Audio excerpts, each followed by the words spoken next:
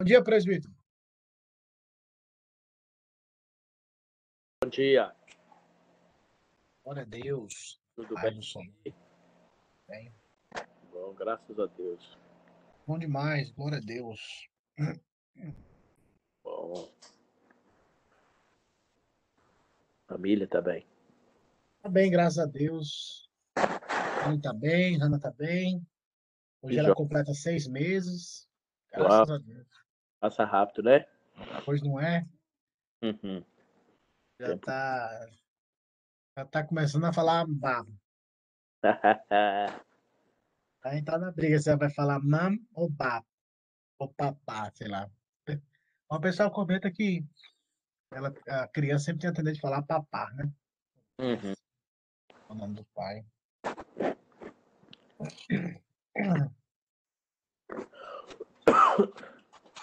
Interessante. Essa semana foi corrida, presbítero? Foi bom, muito não. Velho não pode correr muito não, senão ele morre. Aí já tomou a vacina? Tomei nada. Não gosto de vacina não, rapaz.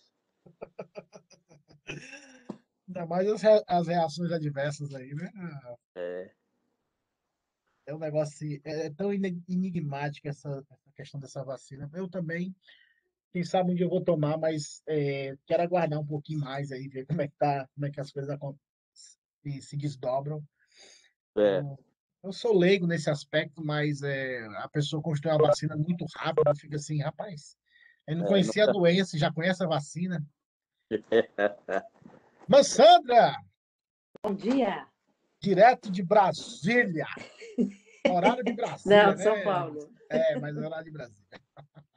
Bom, Seja Entrei bem-vinda na aí. sala errada, fui lá para a sala do pastor Pedro.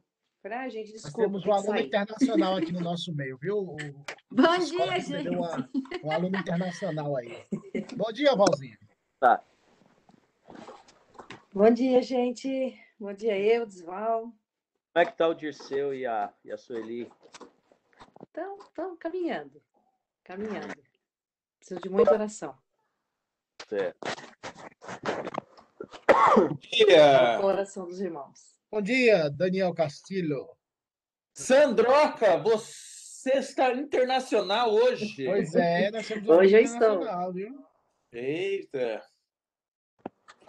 Glória a Deus. Valquíria, bom dia. Eudes, Bom dia, Dani. Dia. Pastor das Pirâmides, bom dia.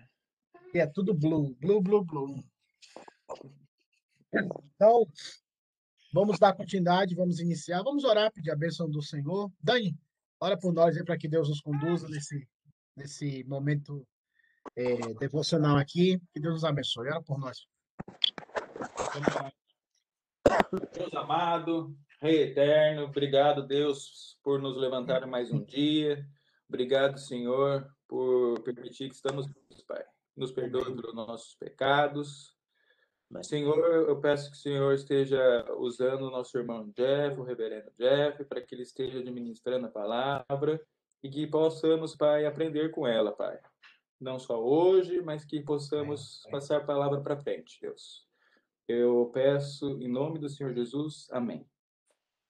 Amém, amém. Pessoal, então, dando continuidade aos pontos que nós iremos trabalhar sobre ferramentas para vivermos um despertamento espiritual, um avivamento, obra do Espírito Santo, de fato, uma visitação do próprio Deus na questão do crescimento, da piedade, da devoção ao Senhor, do amor ao Senhor, da intensificação de forma proposital de buscarmos a Deus através da palavra e da oração. Então, existem várias ferramentas, a comunhão dos santos, a participação dos sacramentos, mas, de forma geral, acredito que todos os cristãos evangélicos protestantes, eles concordam nessa perspectiva que a palavra de Deus, a oração e a prática do jejum são ferramentas pessoais, individuais, que fortalecem a vida espiritual, reanima, reaviva, desperta-nos para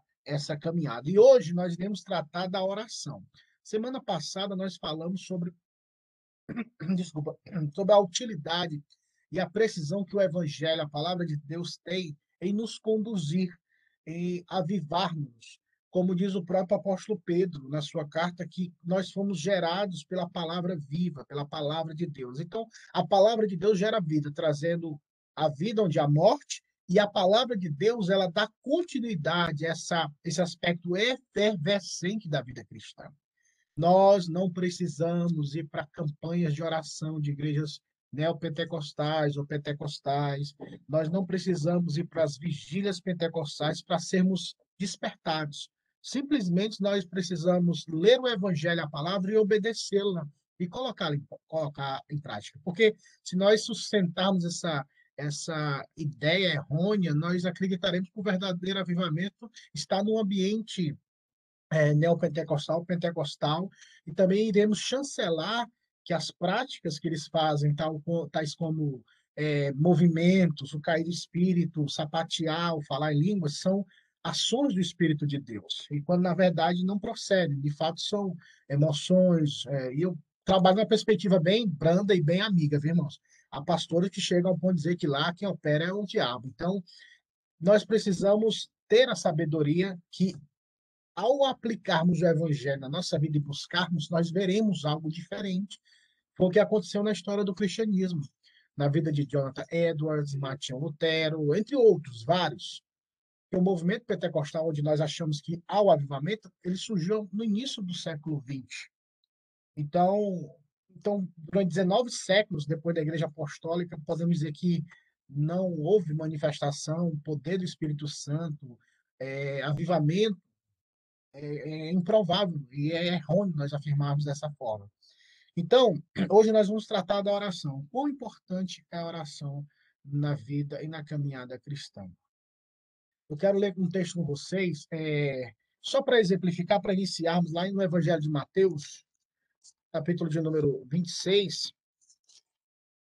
Foi até um texto que ontem nós, no nosso grupo de jovens que falam português, nós lemos esse texto quando o Senhor Jesus ora intensamente antes de ir para o Calvário.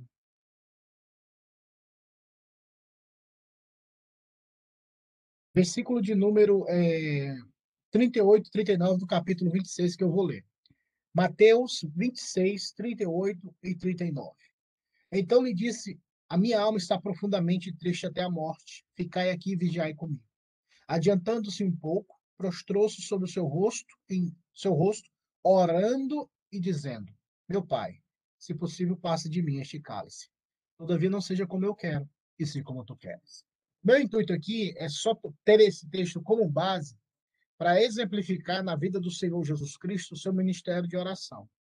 Nos momentos mais importantes do seu ministério, até mesmo na vida cotidiana do Senhor Jesus, quem já leu os evangelhos vai observar que Jesus sempre se ausentava para orar. Ele se ausentou e foi orar. Ele se ausentou e foi orar. E nesse momento do Getsemane, que é um momento crucial no ministério dele, onde a batalha espiritual era árdua, tanto nele como externamente, ele ora, ele se prostra diante de Deus e ora. Então, em todos os momentos, a oração sempre será uma ferramenta indispensável para vivermos um avivamento ou para mantermos essa chama, essa paixão, esse ardor pelo Senhor Jesus Cristo. Oração é um diálogo com Deus, é onde nós estamos comunicando a Deus as nossas necessidades, onde nós tributamos a Deus a sua glória, a sua honra, o seu louvor, é onde nós confessamos a Deus nossos pecados, é onde nós na quietude da nossa alma, nós silenciamos a correria do dia a dia para meditarmos nas coisas do Senhor. A oração, ela se amplia muito mais do que a verbalização, mas há um momento de quebrantamento, há um momento do louvor, há um momento de perdão de pecados. É aquilo que o Senhor Jesus, quando os seus discípulos pede para que eles orem. Tendo Jesus como exemplo, e os discípulos observaram isso. Os discípulos observaram que Jesus tinha uma vida de oração. Então, o que os discípulos pedem? Senhor, ensina-nos a orar. E o Senhor apresenta a oração do Pai Nosso não para ser repetida continuamente, mas no sentido de também apresentar um caminho, como se apresentará a oração. Primeiro você glorifica, porque ele fala, Pai Nosso que estás nos céus. Então, você tem esses pontos pelos quais você vai seguir na sua oração. em nenhuma oração nós não podemos esquecer de dar glória a Deus, de honrar a Deus, de dizer, Deus, tu és Deus da minha vida. Não para que ele saiba que ele é Deus, mas para que nós, através da oração, aprendamos que, de fato, ele é Deus. E nessa oração, nessa verbalização, quer seja internamente ou externamente, nós seremos convencidos desse governo, dessa continuidade que nós precisamos ter em oração. Então, amplia-se a perspectiva da oração para esse mergulhar, para esse buscar a Deus, para esse ter um tempo de conversa com o Senhor.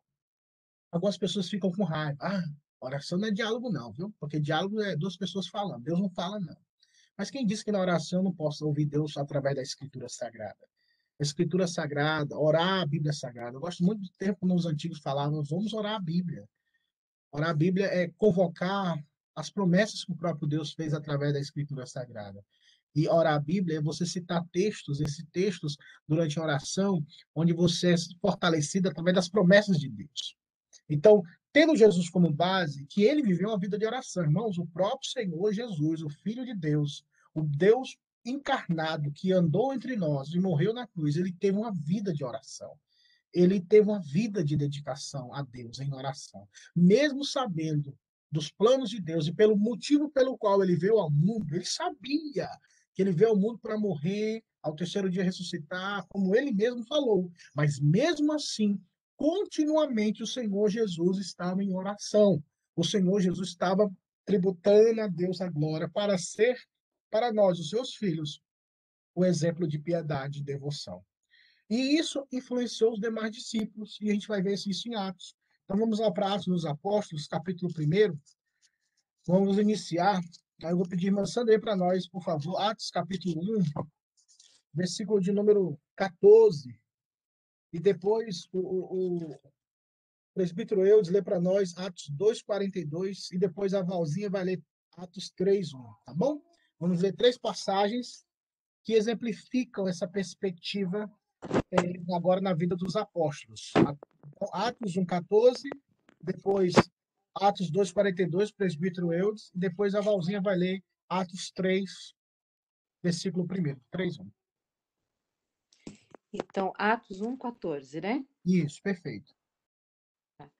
Todos esses perseveravam unânimes em oração, com as mulheres, com Maria, mãe de Jesus, e com os irmãos dela.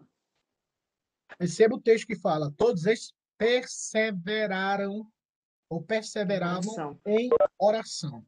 A oração é fundamental para vivermos um avivamento espiritual. Sem oração, não nos encontraremos no jardim do Senhor, porque na oração é onde nós dependemos de Deus. Esse contexto é o contexto da espera do Espírito Santo. Quando o Senhor Jesus diz, ficar em Jerusalém até que do alto revestir de poder. Então, esse esperar não é ficar ansioso. Ai, que dia. Ai, meu Deus, ai, meu Deus. Vamos orar. Eles oravam.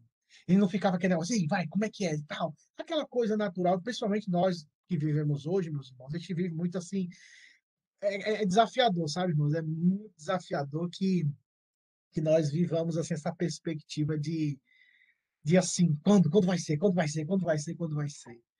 E às vezes Deus usa essas circunstâncias para nos humilhar, para dizer, olha, espere em mim, aprenda comigo. Então, perseverava. Então, vamos ler agora, presbítero Eudes, por favor, Atos 2:42. E perseveravam na doutrina dos apóstolos, e na comunhão, no partir do pão e nas orações. Olha só, depois do derramamento do Espírito de Deus, eles oraram antes do derramamento. Deus derramou seu Espírito. E depois do derramamento, eles continuavam a orar. Eles perseveravam nesses 4 pilares, né? Eu acho que você já deve ter ouvido pregações, diversas pregações sobre os pilares de uma verdadeira igreja, o caminho de uma verdadeira igreja, que é a doutrina dos apóstolos, a comunhão, o partir do pão e as orações. Prática da pregação, treinar a homilética, tá aí, 4 pontos na pregação. Alguém fala, não é presbiteriano, tem 3 pontos. Mas 4 pontos também Deus fala, viu, irmãos? Então, 4 pontos aqui. Toda igreja verdadeira tem que perseverar na doutrina dos apóstolos, ela tem que perseverar na comunhão, no partir do pão e nas orações. E eu gosto desse texto porque é pós-descida do Espírito Santo. Que alguém pode dizer, eles só oraram para o Espírito Santo descer, depois eles pararam. Não, eles continuaram a orar. E para finalizar, Valzinha, por favor, 3:1. 3:1. Pedro e João subiam ao templo para a oração da hora nona. Pedro e João, né? Tem até uns cantinhos, né? Pedro e João. Eles subiram ao templo para o quê? Para orarem ao Senhor, para buscarem a presença de Deus. A oração, irmãos, é uma ferramenta indispensável para nós vivermos o verdadeiro avivamento. Bom? Então, na vida do Senhor Jesus, na vida dos discípulos, nós encontramos essa perspectiva bíblica de perseverarem, de orarem, de priorizarem intencionalmente. Tipo, eu vou orar, eu vou estabelecer um horário, eu vou acordar cedo, eu vou dormir tarde, sei lá, alguma coisa que você faça assim, eu vou orar, eu vou dobrar meus joelhos. Novamente, eu sou da escola antiga, eu aprendi com pessoas, crentes antigos, que hoje é meio que quadrado, orar talvez de joelho, ou usar a Bíblia de papel, assim, livro. Tipo, são ferramentas que eu vejo que trarão inúmeros benefícios. Eu não sou muito a favor da pessoa orar deitado na cama, que às vezes, não, ore de todo jeito, deitado na cama, antes de dormir. Não, você vai orar, vai pedir a Deus até para perdoar seus pecados, para abençoar seus pecados, como dizia aqueles memes indo de crente orar antes de dormir, né? Deus abençoa minha vida, abençoa meus pecados, em nome de Jesus, amém. Então, tipo, a pessoa não tira um tempo, assim, eu vou me dedicar à oração, eu vou tirar especificamente. Aí a pessoa pode falar, isso é religiosidade. Religiosidade é você, nós não vivemos aquilo que nós acreditamos. Nós precisamos ter disciplina na vida espiritual. Nós precisamos ter disciplina na vida cristã. E isso não é ser religioso, isso é amar ao Senhor, é priorizar o Senhor. A Bíblia fala que os salmistas, em diversos salmos, eles acordavam antes da alva para dar glória ao nome do Senhor. Antes de amanhecer, eles acordavam e davam glória a Deus e buscavam o Senhor quase na vigília, na quarta vigília, que era de 3 às 6, que era o horário de nascer o sol, entre aspas, eles já estavam dando glória a Deus. Eles seriam religiosos? Então, quando uma pessoa fala isso é ser santo demais ou religioso demais, essas pessoas que falam isso, elas querem talvez, ou porque não querem buscar a Deus, então quer que você fique, como eu posso dizer, do mesmo jeito deles ou delas, aí eles te convencem a não orar para você não ser religioso. Porque quando um crente ora, quando um crente busca, ele é abençoado e, consequentemente, ele denuncia a vida de outras pessoas. Por isso tem gente que não gosta de novo convertido quando chega na igreja, o cara vem assim, nossa, Bíblia, e lê Bíblia, e a pessoa, não, vai devagar, hein? Não precisa ler a Bíblia toda, não. Vai devagar. Eu também fui assim no começo. Tá bom? Vai devagar.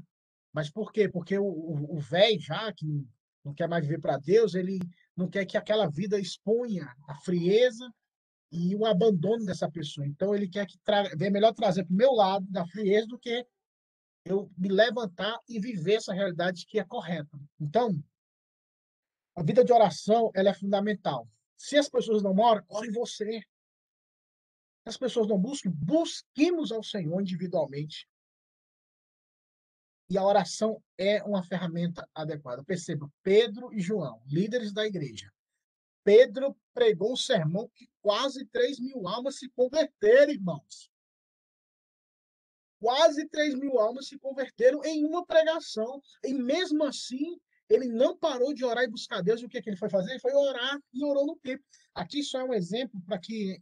Mas no livro de Atos dos Apóstolos, você vai encontrar inúmeros exemplos. Na visão de Cornélio, quando Deus dá a visão a Pedro, Pedro estava no eirado, no telhado da casa, orando, quando ele teve a visão. Quando Cornélio estava servindo a Deus, ele estava orando. Atos capítulo 13, quando foi para separar Paulo e Barnabé, a liderança da igreja, o concílio da igreja presbiteriana de Jerusalém, presbiteriana, estava orando, eles estavam orando, meus irmãos. E tudo é banhado por oração. Oração nunca é demais, irmãos. Oração nunca é demais. Não, ore mais uma vez, como dizia tem um pastor que dizia, ore e continue orando até começar a orar. Eu me esqueci o nome desse autor dessa frase, mas não fui eu que falei isso, não. Foi alguém que eu esqueci o nome. Mas assim, persevere. Ore até você orar de verdade. E para finalizar esse ponto, pedi para o Dani ler Atos capítulo 6, no mesmo contexto. Atos capítulo 6. versículo de número 4. E quanto a nós, nos consagraremos à oração e ao ministério da palavra. Olha só a intenção de Pedro, da liderança de Jerusalém, do cuidado, da oração e da palavra. O ministério que eles receberam do Senhor. Havia um problema entre as viúvas gregas e as viúvas judias.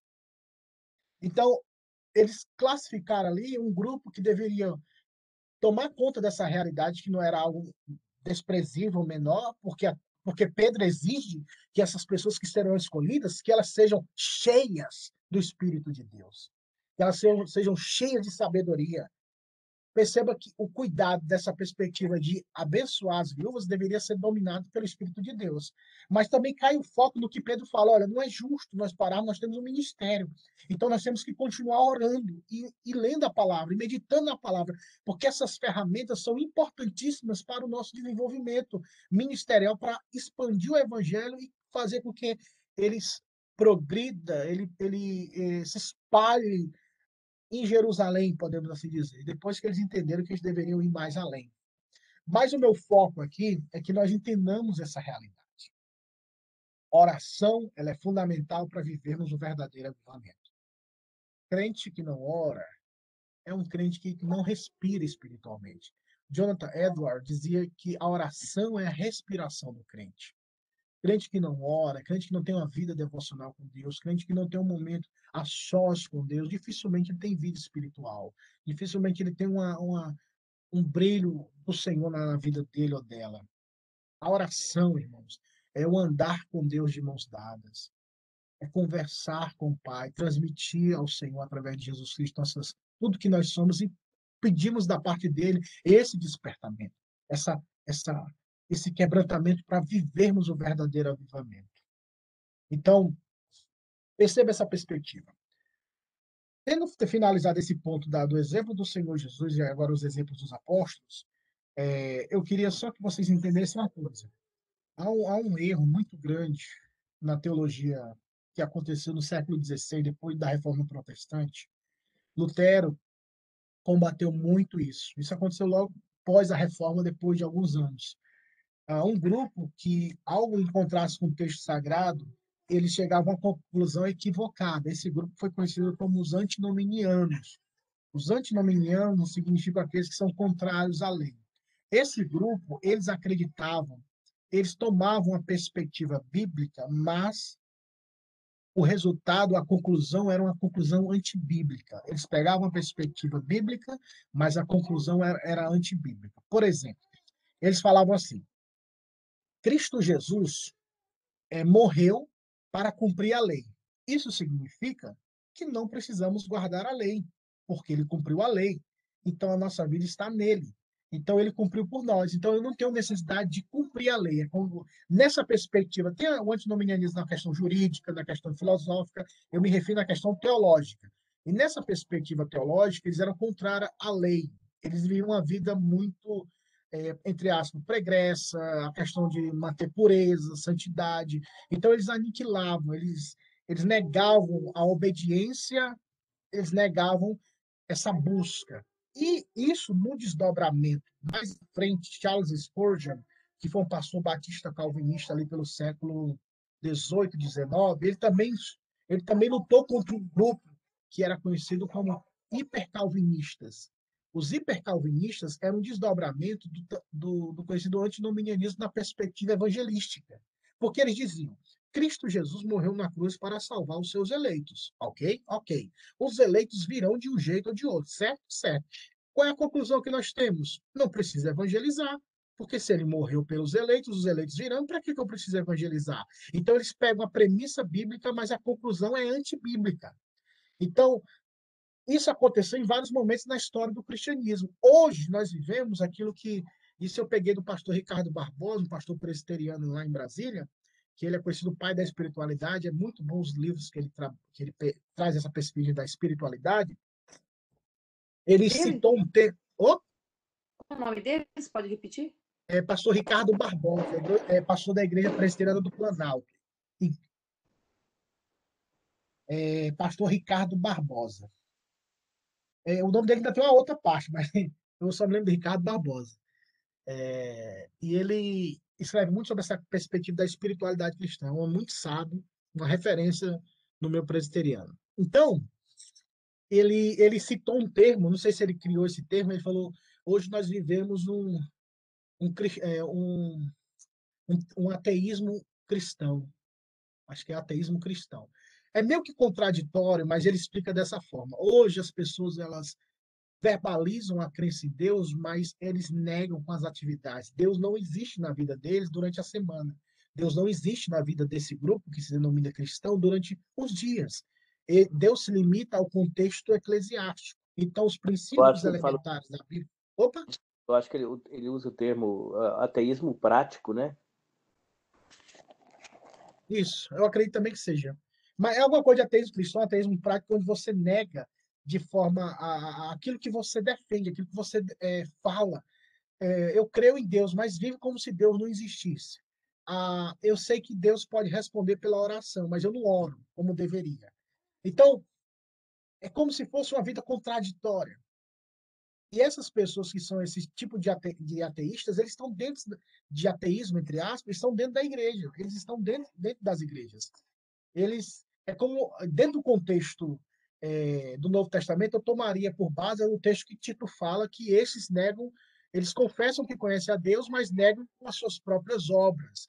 Tito usava muito a perspectiva dos judeus naquele contexto dos judaizantes, mas sem trazer para os dias de hoje, poderíamos até aplicar essas pessoas que confessam a Deus com a boca, mas negam com as suas próprias obras.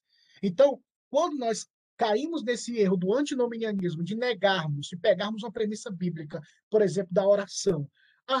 Oração, nós presbiterianos somos o quê? Somos conhecidos como aqueles que creem na soberania de Deus. Deus é soberano em todos os aspectos. Ele predestinou todas as coisas. Então, inevitavelmente, nada vai mudar. Então, por que eu devo orar? Então, nós chegamos a essa perspectiva no resultado, como é que a gente fala, a conclusão bíblica equivocadamente. A gente pega uma premissa bíblica, mas a conclusão é equivocada, é antibíblica.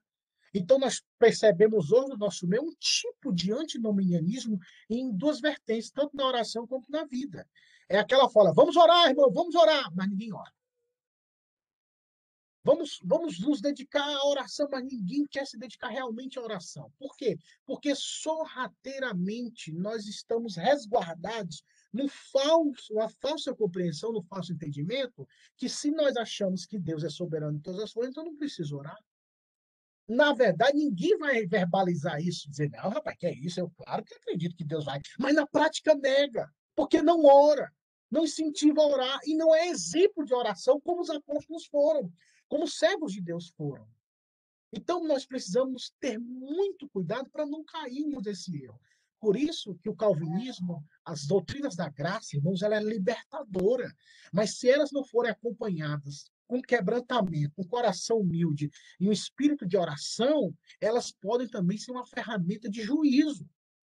O mesmo fogo que amolece o barro, perdão, o mesmo fogo que amolece o barro para ser refeito, é o mesmo fogo que pode destruir o barro. Então, nós precisamos ter muito cuidado. Por isso que nós não podemos simplesmente extremar. Oração sem o conhecimento da Bíblia e o conhecimento da Bíblia é um aspecto prático. Como o presbítero citou, e acredito que seja essa definição mais correta, o ateísmo prático, onde confessamos muitas vezes com a boca e verbalizamos, mas na prática nós negamos. E a oração, ela não pode ter essa teorização. É igual a questão do amor, o verbo amar, o verbo orar. São verbos que não podem ser teorizados.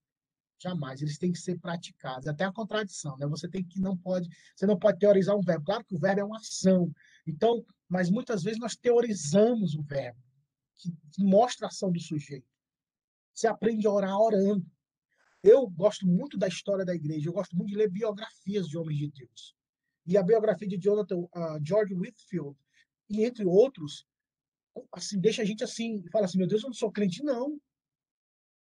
Tem um biógrafo, eu não sei se o nome dele correto, a pronúncia é essa, mas é Andrew Murray, que ele fala da vida de George Whitefield, que quando ele orava no quarto de oração dele, Há relatos que as pessoas tinham até medo de se aproximar do quarto de oração dele, porque ele não orava, ele agonizava diante de Deus. Da mesma forma, o Jonathan Edwards, John Wesley, ele tinha uma frase célebre que dizia: dei-me 10 homens que não temam nada senão o pecado e não busquem mais nada senão a Deus, e eu converterei esse mundo em chamas. Há um biógrafo da história dos avivamentos na Inglaterra do século XVIII, que na época dos avivamentos, duas coisas se encontravam na floresta: urso e crente orando. Por quê? Porque eles queriam ter um momento a sós com Deus. Eles queriam ter privacidade. É tipo, eu quero ter um momento com o meu Senhor. Jonathan Edwards, no diário dele, fala que várias vezes pegava o cavalo e ia cavalgar no meio do mato, e teve momentos de quebrantamento assim poderosos, onde ele andou e ficou a sós com Deus. Irmãos, a sós com Deus é o caminho de fato, nós nos deleitarmos em Deus através da oração. E a oração não muda, novamente, irmãos, essa concepção de achar, não vou orar porque os planos de Deus não são mudados. Irmãos, da mesma forma, quem muda não é para aquele a quem nós estamos orando. Ele é imutável, ele é eterno. Nós é que mudamos. Nós é que aprendemos mais com o Senhor. Irmãos, vocês aqui com certeza já tiveram momentos a sós com Deus. No pé da cama, no sofá, não sei, dentro do carro, dirigindo, onde você foi conduzido a um quebrantamento que às vezes é inexplicável. Você rompe em lágrimas. Você vê uma beleza em Cristo que te constrange. Você vê a sua natureza pecaminosa que te humilha. E você fala: Deus, me ajude, me perdoe, me dê da tua graça. Tipo, a oração ela te conduz a um santo lugar que não há outro senão um que está sentado no trono, onde não há espaço para mim e para você, mas só para Ele, para ser adorado.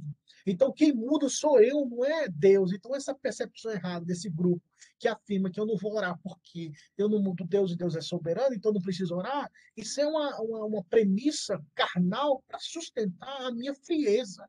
E eu prefiro 1000 vezes pegar uma pessoa que me confronta e fala: você não está orando, você tem que orar, do que aquela pessoa: não, não preciso orar, não, rapaz, fica tranquilo. Esse tipo de cristão, entre aspas, se afaste, como disse Paulo a Timóteo. Destes, afasta-te, mas busca a Deus com aqueles que, com coração puro, invocam o Senhor. Tem esse santo grupo, esse santo ajuntamento. Eu queria ler um texto para você ver como a oração e a palavra, porque semana passada nós falamos da palavra, e hoje nós estamos falando da oração. Como a palavra e a oração, elas andam juntas nessa perspectiva, porque a palavra é que aviva, a palavra é que renova, a palavra é que desperta para você orar. Porque quando os discípulos começaram a orar, foi porque o Senhor Jesus disse: olha, orai, esperai em oração até ser do alto revestidos de poder. E quando o poder desceu, eles continuaram orando, porque Jesus os tinha ensinado no momento anterior. Provérbios, vamos para Provérbios. Estou vendo a Gabi aqui. Gabi, seja bem-vinda, desculpa aí. Se você puder, Gabi, lê para nós aí.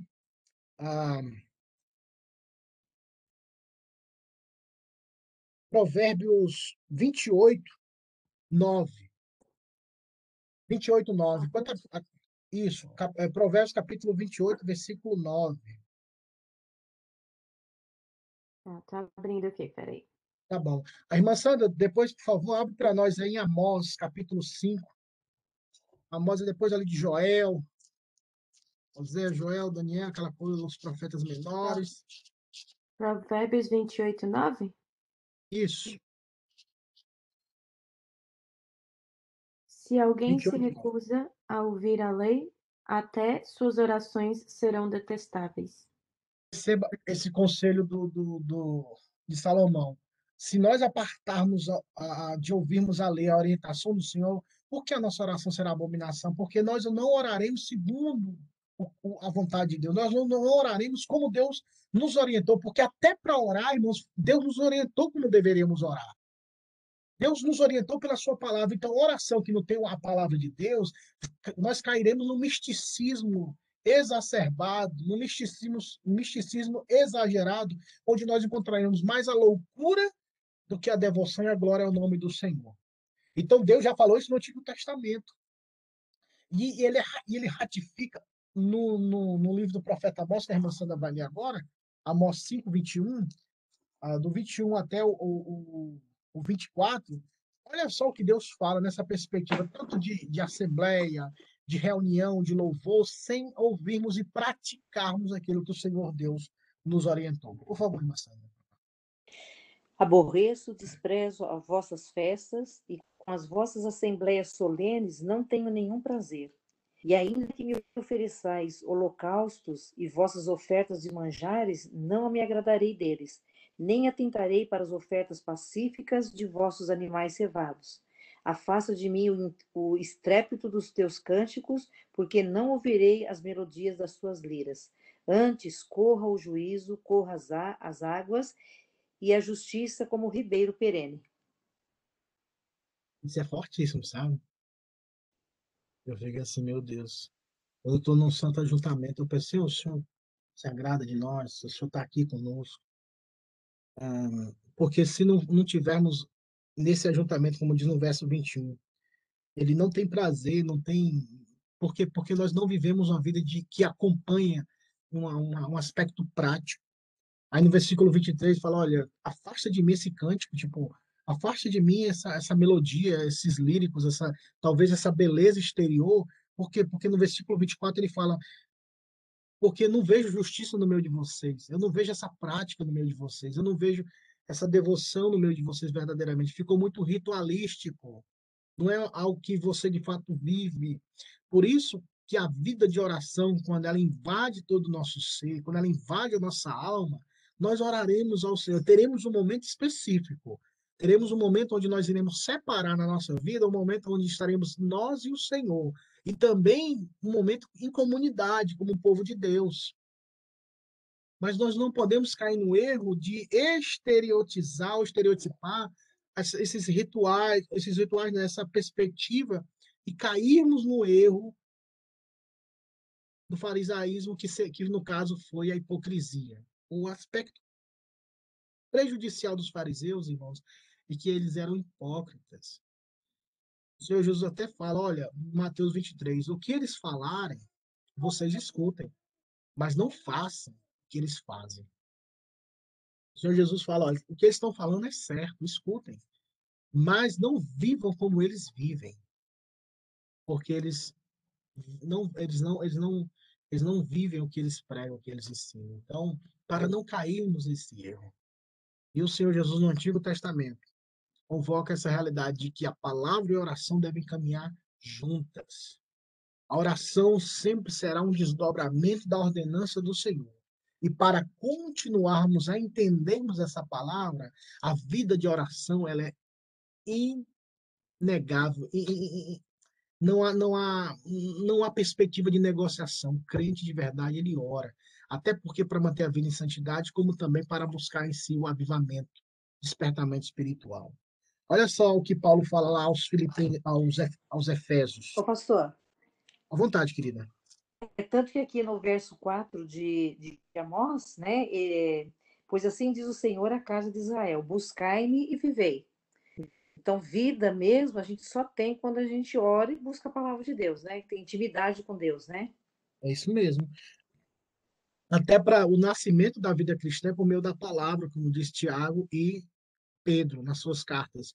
E a continuidade da mesma, tanto palavra como oração. Novamente, lá no início da aula eu falei, há vários meios de graça que muitas igrejas protestantes afirmam, como a comunhão dos santos, a participação nos sacramentos, e entre outros fatores, mas de forma geral, palavra, oração e jejum, que é os 3 pontos que nós estamos trabalhando todo domingo. Domingo passado falamos sobre a palavra e hoje é sobre a oração. E domingo que vem nós vamos falar sobre o jejum. Nós devemos buscar e entender que são ferramentas simplórias, não tem como teologizar, filosofar em cima disso. É algo prático, é algo que quebranta-nos, humilha-nos, porque a oração significa o quê? Eu não posso, mas o Senhor pode. Eu não tenho, mas o Senhor tem. Eu não sou, mas o Senhor é. É nos prostrarmos fisicamente, mas também nos prostrarmos aqui. Inclinar a nossa cabeça, o nosso coração internamente ao Senhor e dizer: Senhor, eu não consigo fazer, eu não posso, Eu sou pecador, eu sou limitado, eu sou pó. Eu sou o pó que sobrou do barro. Eu preciso do Senhor. E a oração, irmãos, é uma das melhores escolas para o quebrantamento.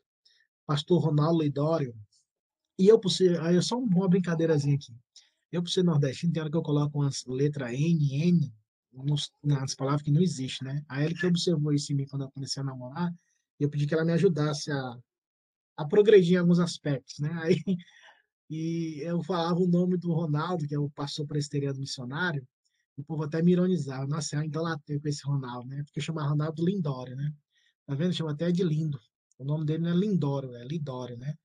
E eu coloco a letra N onde não tem às vezes. Então, eu acho que é coisa de nordestino. E o pastor Ronaldo Lidório, ele cita uma frase no livro, se não me falha a memória, Missões ou Desafio Continua, que a ponte que une a teoria à prática se chama quebrantamento.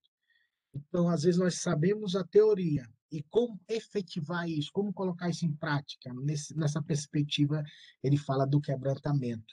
Ah, e o quebrantamento se dá através da oração, onde nós nos humilhamos. Eu acredito que ele estava, isso particularmente, ele estava exemplificando uma frase de Agostinho de Hipona, quando o Agostinho de Hipona, que foi um dos pais da igreja, ele dizia assim: Deus pede aquilo que não podemos fazer, para que deles venhamos a suplicar. Deus pede aquilo que não podemos fazer, para que dele venhamos a suplicar. O texto que fala, sede santos como eu sou santo, ele não pode ser santo como Deus é santo. Então a gente precisa da ajuda dele, Senhor. Então me ajuda a ser santo como o Senhor é santo. Então eu vou buscar em oração, eu vou buscar Deus, eu quero ser santo como o Senhor é. Eu quero te buscar, eu quero dedicar a minha vida. E a oração, o quebrantamento, é esse elo, é essa ponte que ajuda-nos a colocar em prática aquilo que nós já entendemos na teoria. Então, que Deus nos ajude a entendermos essa perspectiva de oração. Vamos lá para Efésios. Olha só o que o apóstolo Paulo orando pela igreja. Vamos ler aqui. Valzinha, por favor, lê para nós aí. Efésios, carta de Paulo aos Efésios, capítulo 1, versículo 15. E versículo do 15 ao 18, por favor. 15 ao 18. Por isso também eu, tendo ouvido a fé que há entre vós no Senhor Jesus e o amor para com todos os santos, não cesso de dar graças por vós, fazendo menção de vós nas minhas orações, para que o Deus de nosso Senhor Jesus Cristo, o Pai da glória, vos conceda espírito de sabedoria e de revelação no pleno conhecimento dele. Iluminados os olhos do vosso coração, para saberdes qual a esperança do seu conhecimento, qual a riqueza da glória da sua esperança nos santos. Olha só, Paulo orava, né, pelo ele falar assim, no cesso de dar graça por vocês e fazer menção de vocês nas minhas orações. Ô, irmãos, vou repetir de novo. Paulo, irmãos, é um apóstolo, servo de Deus. Nós que somos orelhas secas, a gente devia assim, olha, rapaz, se Paulo orava todo dia pelo povo, quanto mais eu, quanto mais nós, né? E olha que a oração de Paulo qual era? Nós oramos, eu oro para que vocês cresçam no conhecimento de Deus. Que vocês cresçam, que a mente de vocês seja uma mente iluminada, dos olhos do vosso coração, para saber, e esse saber não é teórico, não é na perspectiva gnóstica do saber, algo secreto, não, mas é uma perspectiva vivencial, vocês vivenciar essa realidade sobre a riqueza da glória, da herança dos santos. Aí ele continua, aí ele vai longe. Então, meus irmãos, a oração ajuda-nos a vermos a beleza que há em Cristo. E nós entendemos o quão ele é precioso para nós, através da Escritura Sagrada e através da oração. Então, que Deus nos ajude através da oração, irmãos. A oração é uma ferramenta para o avivamento e para o despertamento espiritual. Crente que não ora, eu tenho meu pastor, eu chamo ele de meu pastor porque eu ainda tenho muito, muito respeito por ele. Louvo a Deus pela vida dele. Reverendo Rossi Guimarães Lopes, que passou na Presbiteriana Unida de São Paulo, foi o meu tutor, meu paizão para mim. E ele falava isso muitas vezes nas pregações, ele falava. Quem não ora é soberbo! Que tem o vozeirão. Quem não ora é soberbo. E é verdade, irmãos, porque achamos que podemos fazer tudo na capacidade. Eu sou um bom gestor, eu prego bem, eu tenho uma sabedoria assim, quase igual de Jesus, eu tenho uma argumentação muito forte, então isso se chama soberba. E como diz Provérbios, a soberba precede a ruína e a altivez de espírito, queda. Então, a gente até tinha um grupo que falava assim, o cara ali é soberbo, tipo, pode contar aí, meu amigo. Começar a fazer a contagem, que já já a queda vai ser inevitável. A oração nos mantém quebrantados e humildes, irmãos. Que Deus nos ajude. Olha só o que Paulo continuou falando. Capítulo 3. Capítulo 3,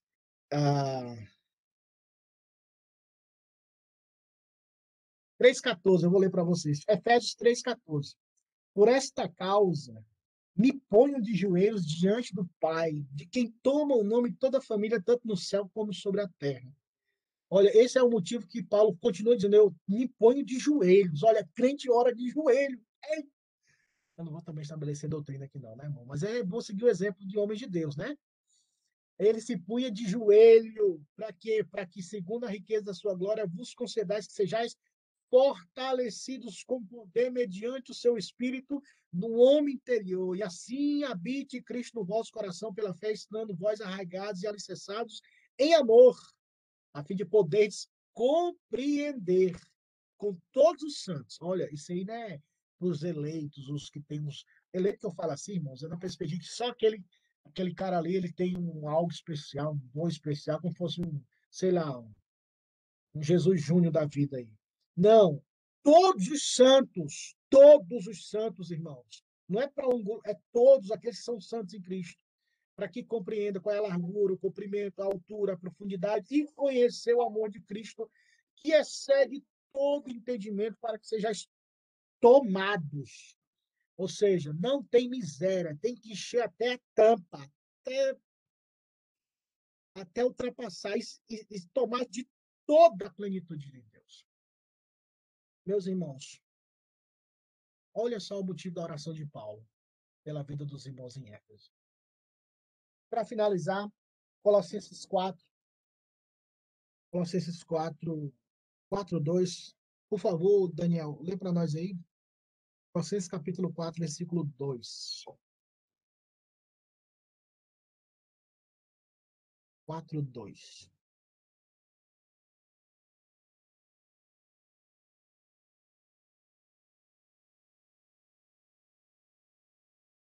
Carta de Paulo à igreja aos Colossenses, capítulo 4, versículo 2. Perseverai na oração, vigiando com as ações de graça. Aí você vai ler o 3, só um minuto. Mas olha o que Paulo fala: perseverai na oração. Novamente o verbo perseverar. Ou seja, continuidade. Orar até o Senhor voltar, até a porta se abrir, até morrer. Irmão, Jesus estava na cruz, agonizando, morrendo, mas mesmo assim ele orou. Pai, eu oro para que o Senhor perdoe, porque eles não sabem o que fazem. Aí alguém fala, mas foi Jesus, irmão. Mas se você olhar para o diácono Estevão, sendo apedrejado, ele ora ao Pai, dizendo, não lhes impute esse pecado, era pecador igual eu e você. E mesmo assim, lá na morte, ele orou. Versículo 3, Dani, por favor. Suplicai ao mesmo tempo também por nós, para que Deus nos abra a porta, a palavra, a fim de falarmos do ministério de Cristo, pelo qual também estou algemado. 4. Para que eu o manifeste, como devo fazer. Olha só, Paulo pede oração para que quando ele pregar, ele pregue de tal maneira que quando ele fala, Jesus se manifeste. Eu acho tão gostoso, eu acho tão assim, nossa, é tremendo. Você começa a pensar. Paulo fala assim: orem por mim, irmãos, para que quando eu pregue, e pregue de tal forma que na hora que eu começo a falar do nome de Jesus, ele se manifeste. Não fisicamente, mas se revele aos corações, salvando vidas. Mas ele perceba a harmonia, a total junção e perfeição da palavra e oração caminhando juntas. Você fala, orem por mim, perseverar em oração para que eu consiga falar, eu consiga pregar, para que eu pregue no poder do Espírito Santo, para que eu pregue Cristo. Perceba isso, irmãos, oração e palavra. Isso, no Novo Testamento, no Antigo, você vai observar isso. Então, quando você estiver lendo, perceba essa realidade. No livro de Atos dos Apóstolos, você vai observar isso muito, se você ler os 28 capítulos. A oração e a pregação, de fato, eles perseveravam na oração e a palavra crescia. E Paulo, mesmo assim, dizendo, olha, orem por mim. Eu preciso da oração dos santos. Então, meus irmãos, para resumir, a oração é uma ferramenta indispensável se nós queremos viver verdadeiramente um avivamento espiritual. Falando, a Gabi entrou, eu vi a mensagem dela. O nosso interesse, depois dessa aula que terminamos sobre a pneumatologia reformada, Gabi, a gente está focando nesses 2 últimos domingos, eu foquei sobre que é possível vivermos o avivamento biblicamente falando. E quais são os meios pelos quais nós podemos viver um avivamento pessoal. Aí depois do domingo que eu falei sobre avivamento, aí eu falei que a palavra é a primeira ferramenta. E hoje nós estamos falando que a oração é outra ferramenta. E no próximo domingo nós falaremos sobre o jejum. Então, provavelmente, nós vamos ficar esse mês de abril tratando desse assunto e maio vamos aguardar uma orientação da liderança da igreja, do conselho da igreja, porque eu não ia começar outro tema que levaria 3 meses ou 2, porque não sabemos, porque podemos voltar semana que vem, não sei como andam as coisas. Então, a gente vai trabalhar dentro do tema principal que nós trabalhamos, que é pneumatologia reformada, mas agora na perspectiva vivemos esse avivamento. E hoje nós estamos falando da oração como ferramenta. E no próximo domingo, se Deus quiser, nós vamos falar da validade, como é precioso e como ainda é efetivo a prática do jejum bíblico. Então, até um livro muito gostoso do pastor John Piper, que é Fome de Deus, ou Fome por Deus, que ele trabalha essa perspectiva do jejum. E hoje nós falamos da oração como ferramenta para o avivamento. Então, diante disso, da perspectiva bíblica, tem também um testemunho histórico. Todas as vezes, irmãos, quando as pessoas param e começam a orar e buscar a Deus de todo o coração, pelos motivos corretos, pelos motivos santos, que nós iremos entender e compreender pela palavra, Deus fará coisas grandes e poderosas. No avivamento do século XVII, eu acho que é século XVII. Não, século XVIII, que a gente sempre fala século XVIII, é o século anterior, né? Acho que é assim. Toda hora eu confundo esse negócio. Jonathan John Wesley, George Whitefield, o seu irmão Charles Wesley e mais uma pessoa, se eu não me falar a memória, eles começaram um clube santo, que chamava Clube Santo. Era um clube de oração, onde eles queriam buscar santidade, poder, para serem mais santos. Já pensou, irmãos, assim, vamos orar para ser mais santos?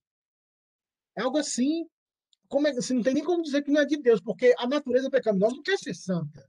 Ela luta para que não pratiquemos obras de santidade, no sentido de devoção e amor e crescer em santidade.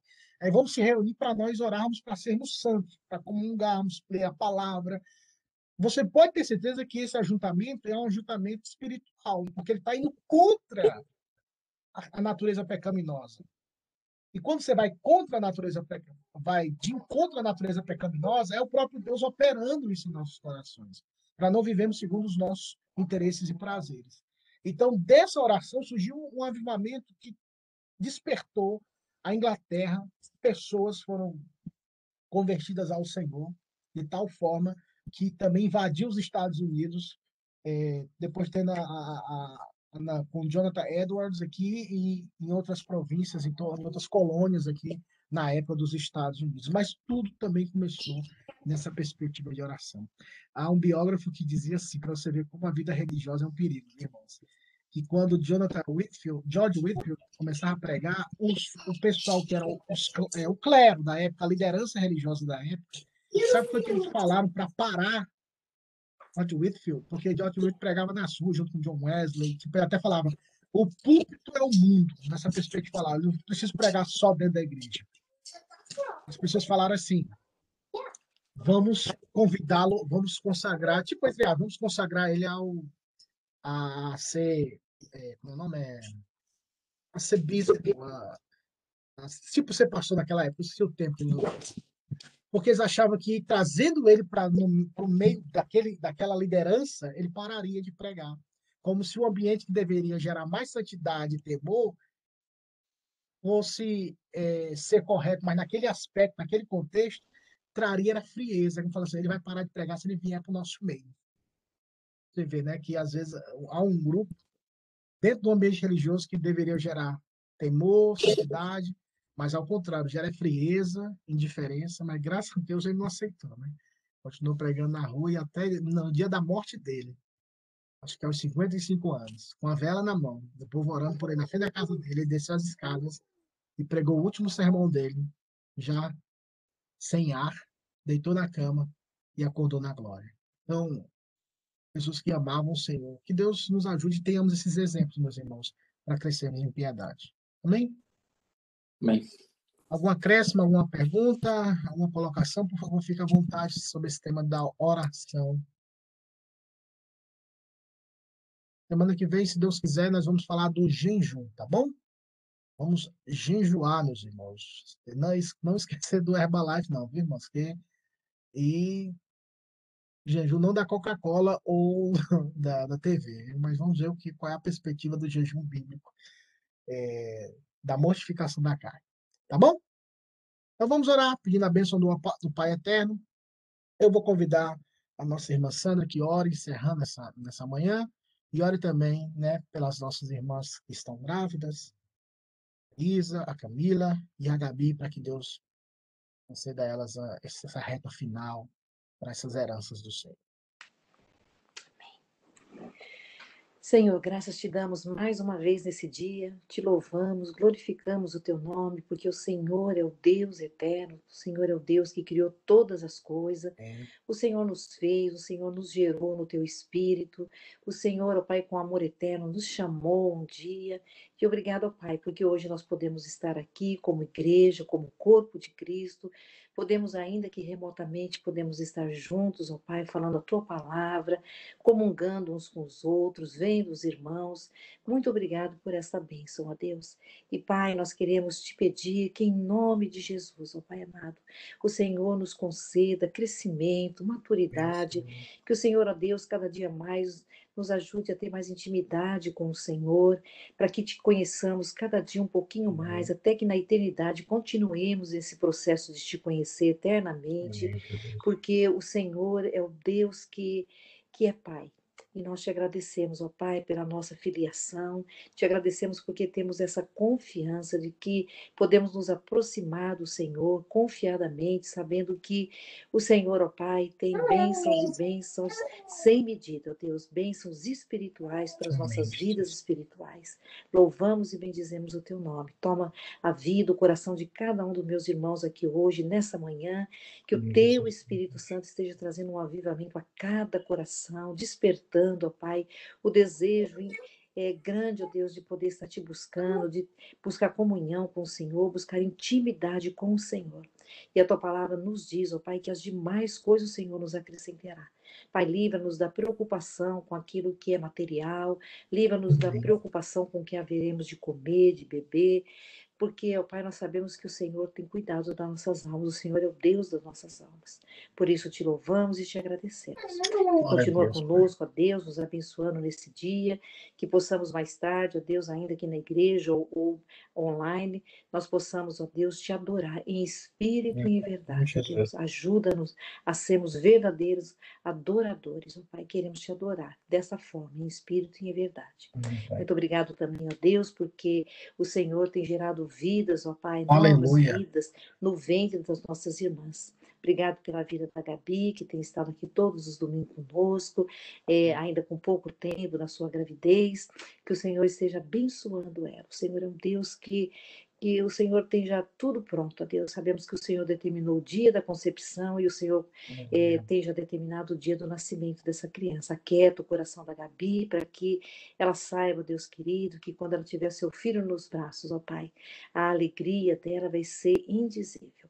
Também abençoa grandemente, ó Pai, a Thaísa, também com menos tempo de gravidez, que o Senhor a sustente, o Senhor a fortaleça, que essa criança também, assim como o bebê da Thaís, ó Deus, venham com saúde, venham com alegria, venham para somar, ó Deus, a alegria dessas famílias, ó Deus, do Ryan, que vai ter, ó Deus, um irmãozinho, uma irmãzinha, e também assim, ó Pai, a Camila.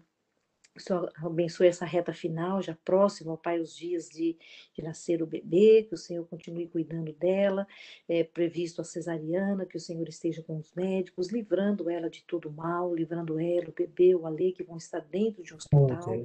E sabemos, ó Deus, que os riscos da Covid, mas que o Senhor esteja, Pai, cuidando de tudo. Sabemos que o Senhor é soberano. Aquilo que o Senhor tiver, ó Deus, vai ser bom para eles. Então, guarda essas vidas, guarda a saúde dessas mulheres, o tempo do parto também, abençoa os médicos, aqueles que vão estar à volta, dá a eles a sabedoria, Deus. E muito obrigado, ó Pai, obrigado pela nossa igreja, que o Senhor continue despertando a nossa liderança, ó Pai, para serem homens que busquem ao Senhor com jejum, com oração, homens que busquem a piedade, homens que busquem a santificação, que seja santificado, ó Deus, os seus lábios, as suas mentes, o seu coração, ó Deus, eles como pais de famílias, ó Deus querido, dá a eles a sabedoria de conduzir a família deles, ó Deus, no teu caminho. E assim, ó Pai amado, eles também sejam homens que possam, ó Deus, como liderança, também conduzir a tua igreja, ó Deus, para poder, ó Deus, também buscar o Senhor, para ser uma igreja mais espiritual. Perdoa, Senhor, os nossos pecados, ó Pai. Pecamos contra Ti a todo instante, ó Deus. Confessamos que somos inadequados, ó Pai, somos indignos, mas obrigado porque somos indignos, redimidos pelo Senhor. Por isso te louvamos, o nosso coração se alegra, Pai, pelo perdão dos nossos pecados. E em nome de Jesus que oramos a Ti. Amém. Amém. Se Deus quiser, Amém. semana que vem nós estaremos aqui falando da prática do jejum bíblico. E não se esqueça, hoje é dia do Senhor, feira da alma, se alimente de Cristo. Deus e Cristo vos abençoe. Tchau, tchau. Amém. Tchau. Tchau. Amém. Tchau, meu Tchau para povo. todos.